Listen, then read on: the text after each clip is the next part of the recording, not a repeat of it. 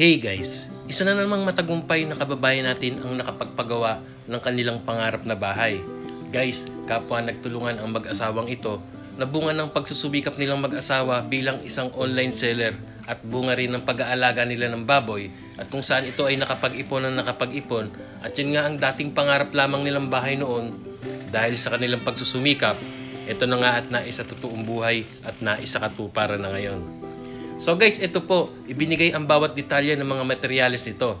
Dahil ito po ay updated price. Nito lamang pong ginawa May 2023. So, ito po ididetalye natin sa inyo para magkaroon din kayo ng basihan at idea if ever na magpapagawa na kayo ng bahay na ganitong klase ding design at ganitong sukat.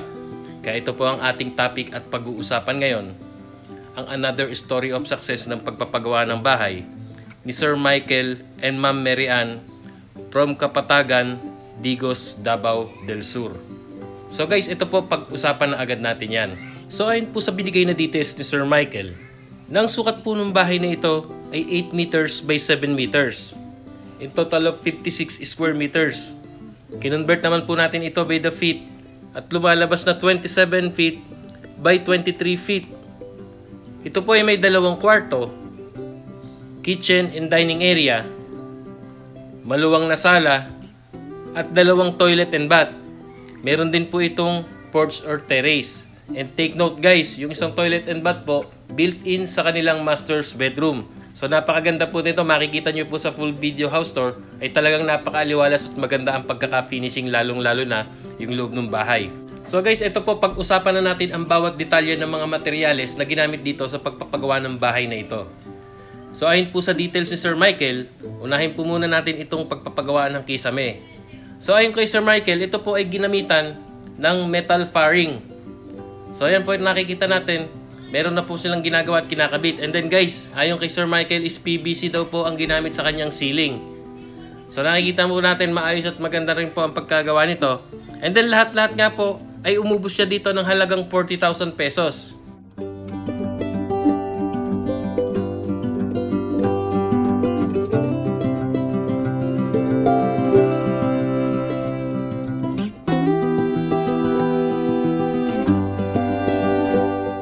And then guys, ito naman po ang ating pag-usapan ng about sa structural ng bahay. So ayon po sa binigay na details ni Sir Michael, ang nagamit po nilang hollow blocks dito sa ganitong sukat na 56 square meters na may dalawang kwarto ay umabot po ng 2,400 piraso. And then guys, sa mga semento naman po, ay nakagamit sila dito ng 200 bags of cement. And then sa mga bakal naman, ay gumamit po sila dito ng 12mm at 10mm.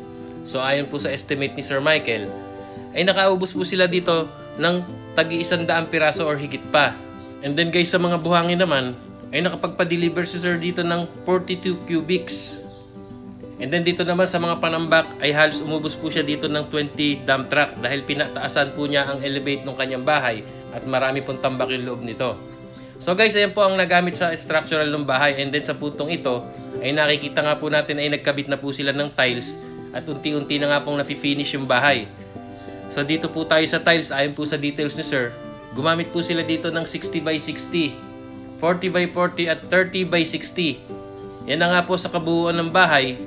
Sa materyales lamang po sa estimate ni Sir ay umabot po ito ng mahigit 20,000 pesos ang nagastos.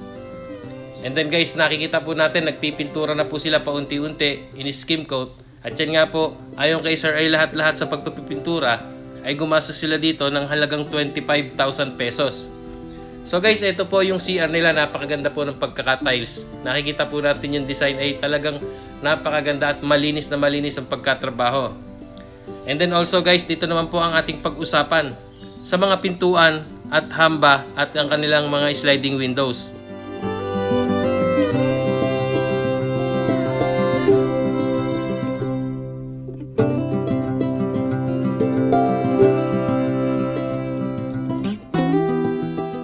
So guys, ayon po sa details ni Sir Michael, ang ginamit po nilang hamba ay galvanized na bakal. Ayan po nakikita natin mismo sa windows and dito rin po sa kanilang mga pintuan. So maganda pong gamitin ito at hindi tayo mangangamba na ito ay aanayin. And then sa mga pintuan naman ay panel door ang ginamit.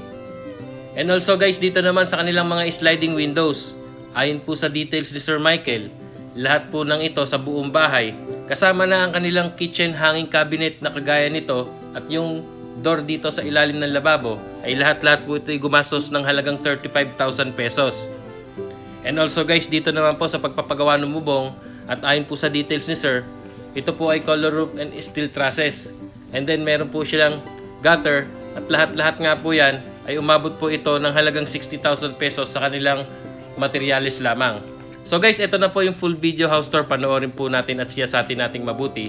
At kilatisin at kuhanan na rin natin ng idea ang diskarte sa loob ng bahay na ito. At yun nga guys, after nito ay malalaman natin kung magkano ng halaga ang kabuuang na gastos ni Sir Michael dito sa kagandang sukat na 56 square meters na meron 2 kwarto at 2 toilet and bath. So ito po siyasatin natin at panoorin natin.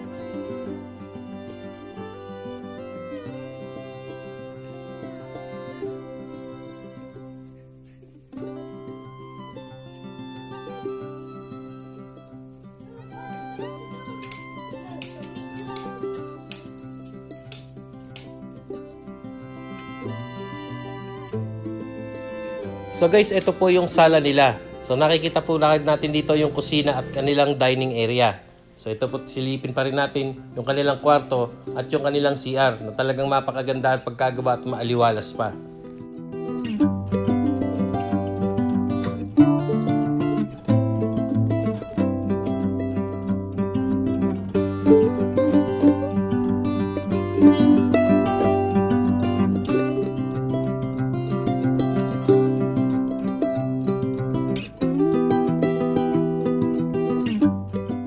And then guys, ito naman po yung kanilang second room.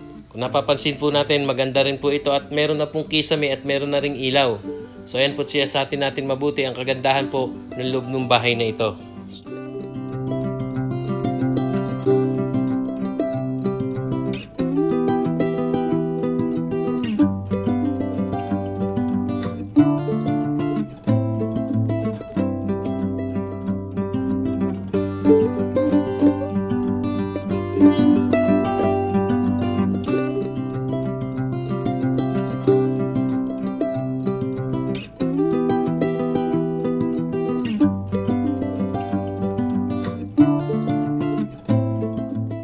And then guys, ito naman po ang kanilang master's bedroom.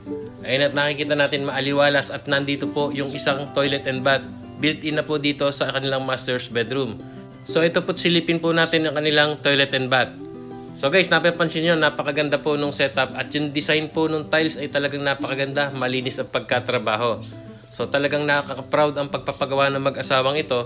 Nabunga ng kanilang pagsusumikap ay talagang napakasarap ng kanilang feeling ngayon. So once again, congratulations po sa iyo, Sir Michael and Ma'am Mary Ann. At yan nga, bunga ng inyong pagsusumikap at yung dating pinapangarap nyo lamang na bahay noon, ay eto na nga at naisa totoong buhay at nakatira na ang inyong buong pamilya ngayon. So guys, talagang napakasarap ng feeling na nakakapagpagawa ng bahay.